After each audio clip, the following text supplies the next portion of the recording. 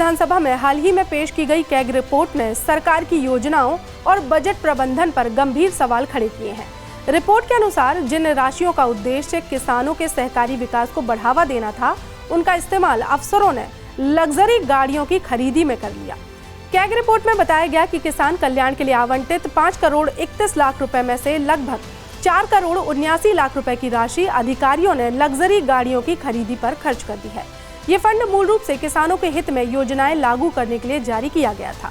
Report में सामने आया है कि बीते 5 वर्षों के दौरान किसानों के सहकारी विकास फंड से जारी की गई 5 करोड़ 31 लाख रुपए की राशि का लगभग 90% हिस्सा यानी कि 4 करोड़ 79 लाख रुपए सिर्फ राज्य और जिला स्तर पर वाहन ड्राइवरों की सैलरी और गाड़ियों के रखरखाव पर खर्च कर दिया गया है। ये राशि किसानों के हित में यानी कि प्रशिक्षण कार्यक्रम, प्राकृतिक आपदा के समय सब्सिडी, खाद वितरण और आधुनिक कृषि उपकरणों की उपलब्धता के लिए खर्च होनी थी, लेकिन इन अहम कार्यों पर महज 5,10,000 रुपए की राशि ही खर्च की गई, यानी कि कुल फंड के 1% से भी कम की राशि इन कामों पर खर्च की गई है।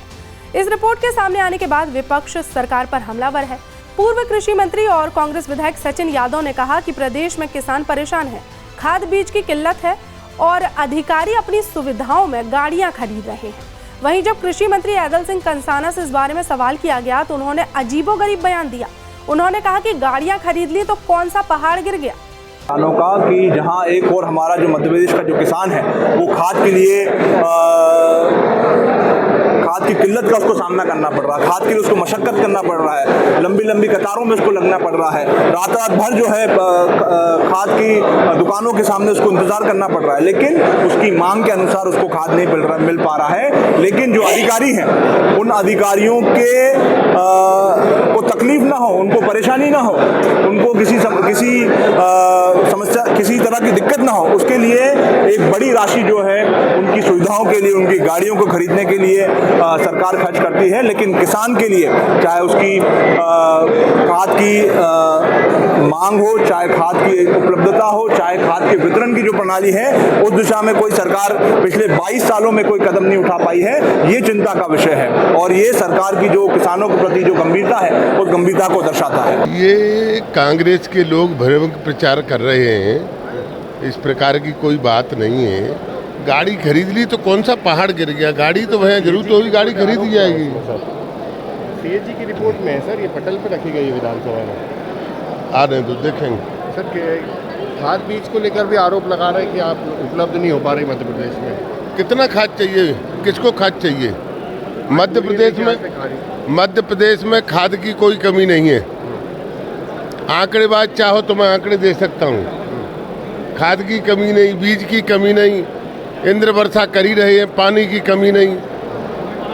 मध्य प्रदेश इस समय मैं तो ये कहूँगा इस बारिश की वजह से हमारा किसान बहुत खुश है, नहीं तो पीने के पानी की दिक्कत आती। कोई नकली खाद नहीं, ये इनका कहना बिल्कुल निराधार है।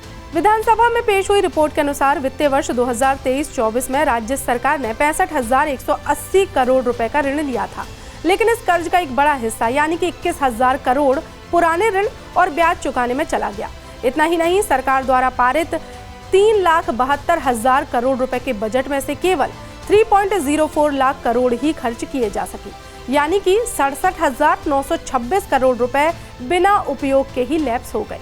इसके बावजूद 2 सप्लीमेंट्री बजट के जरिए सरकार ने 57,963 करोड़ की अतिरिक्त राशि की मांग की, जबकि कैग के अनुसार इसकी वास्तविक जरूरत केवल 28,885 करोड़ रुपए की थी। इसका मतलब है कि सरकार ने 29,000 करोड़ से ज्यादा का अनावश्यक प्रावधान कर लिया। कैग रिपोर्ट में वर्ष 2017 से 2022 के बीच किसानों को आवश्यक खाद उपलब्ध न होने की बात भी उजागर हुई है। उन्हें वही खाद दी गई जो उपलब्ध थी, न कि जो उनकी फसलों के लिए जरूरी थी।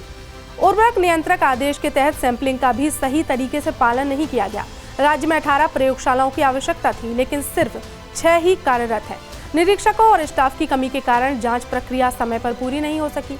सरकार ने खाद की मांग का अनुमान लगाते समय सब्जियों और उद्यानिकी फसलों को शामिल नहीं किया, जिससे मार्कफेड द्वारा सही मात्रा में खाद की खरीदी नहीं हो सकी।